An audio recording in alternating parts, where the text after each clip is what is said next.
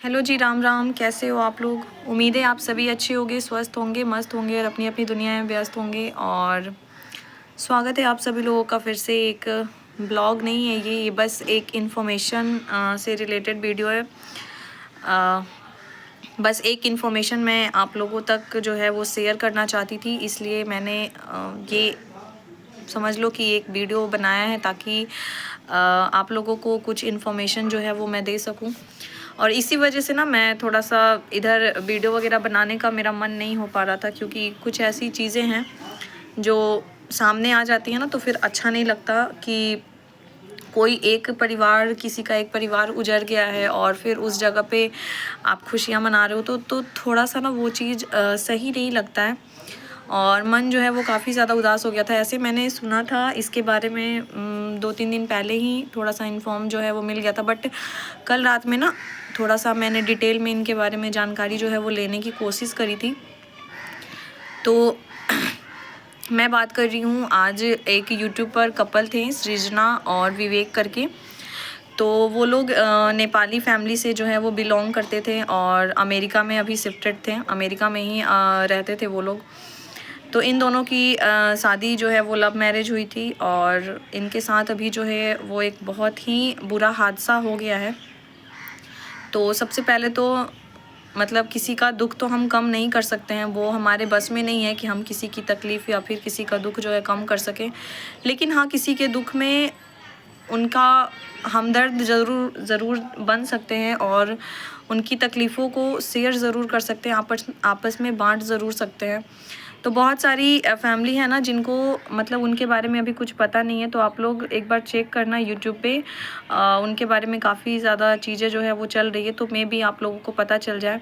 तो ये एक नेपाली कपल थे और इन्होंने 8 साल के रिलेशनशिप के बाद लव मैरिज जो है वो शादी करी थी और हंसी खुशी इनकी ज़िंदगी चल रही थी। लेकिन कहते हैं ना कि हंसती खेलती हुई ज़िंदगी में कब तूफ़ान आ जाए पता भी नहीं चलता, और आपकी पूरी ज़िंदगी को ना ये तूफ़ान जो है वो उजाड़ कर बहा कर लेके चली जाती है। तो बस ऐसा ही कुछ सृजना के साथ भी हुआ। उनके हस्बैंड विवेक थे, मे बी उनका टाइटल मुझे ध्यान में नहीं है, शायद नाम जो है वो विवेक ही था। उनको शादी के कुछ ही दिनों के बाद पता चलता है, कुछ ही सालों के बाद, मतलब शादी भी मुझे लग रहा है अभी 3-4 साल ही हो रहे हैं। तो कुछ ही समय के बाद ये पता चलता है कि उनके हस्बैंड को जो है वो ब्रेन कैंसर है और इससे वो लोग सर्वाइव कर रहे थे। उन्होंने इस दौरान अपने हस्बैंड की बहुत ज़्यादा केयर करी है, बहुत ज़्यादा साथ जो है उनका दिया है।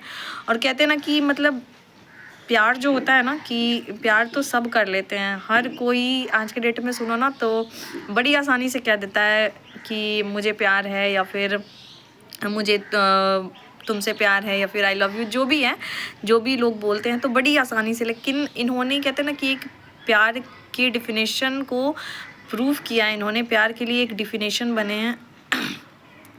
जो भी इनका मतलब वो मुश्किल का टाइम था, इन्होंने अपने हस्बैंड के साथ दिया है, अपने हस्बैंड की केयर करी है और अपने हस्बैंड को बिल्कुल सपोर्ट किया है। और मुझे नहीं लगता है कि उनके हस्बैंड को ज़रा सा भी इस बात का ये रहा होगा कि मतलब उन्होंने समझो कि वो भले चीज़ों को समझ नहीं पा रहे थे, देख नहीं पा रहे थे, लेकिन महसूस तो इंसान करता है ना। आपके साथ जो भी चीज़ें हो रही होती है, आप चाहे किसी भी हालत में रहो, महसूस उस चीज़ को बहुत ही अच्छे से करते हो। तो इन्होंने महसूस करा होगा कि कितनी मतलब कहते हैं ना कि अच्छी वाइफ इन्होंने डिज़र्व की थी और सच में प्यार को कहते हैं ना कि प्रूफ किया है इन्होंने। तो भगवान इनके इस दुख को सहने की इनको शक्ति दे। वैसे ये दुख इतना बड़ा होता है ना कि आप ना अब जीवन भर आपके सामने कितनी बड़ी से बड़ी जो है खुशी आ जाए, उस चीज़ का कोई मतलब नहीं बनता इस दुख के आगे। उस खुशी का कोई मतलब ही नहीं बनता, कोई मीन्स ही नहीं है।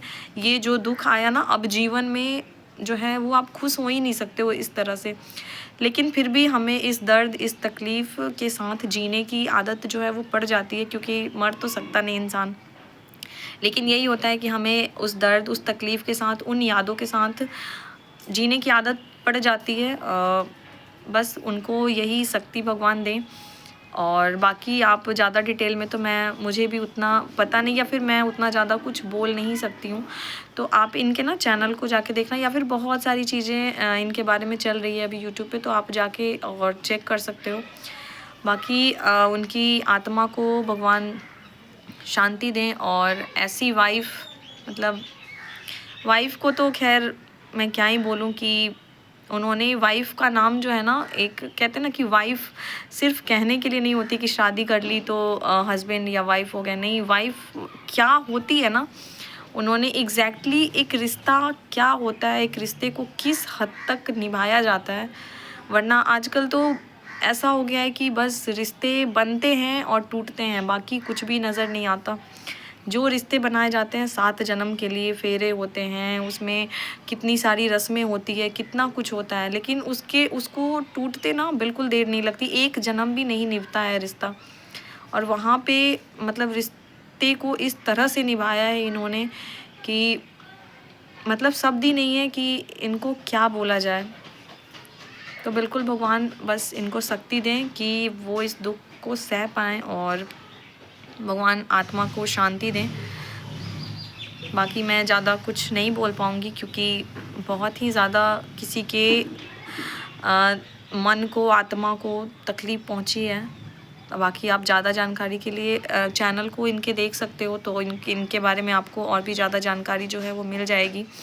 सृजना और विवेक करके होगा इनका चैनल, तो एक बार आप लोग चेक करना, या फिर आप थोड़ा भी नाम अगर डालोगे ना तो इनके बारे में बहुत सारा कुछ अभी है, तो आपको इनके बारे में जानकारी जो है वो मिल जाएगी। तो आप लोग जब मैंने बात करी तो आप लोगों में से बहुत लोग जो है वो नहीं जानते थे इनको, तो इसलिए मैंने सोचा कि चलो इसके थ्रू मैं आपको बता दूँ। और इनको दिल से भगवान से दुआ करो कि इस दुःख को सहने की शक्ति दें और भगवान आगे जो भी इनका है जीवन उसको संभालने की शक्ति दें।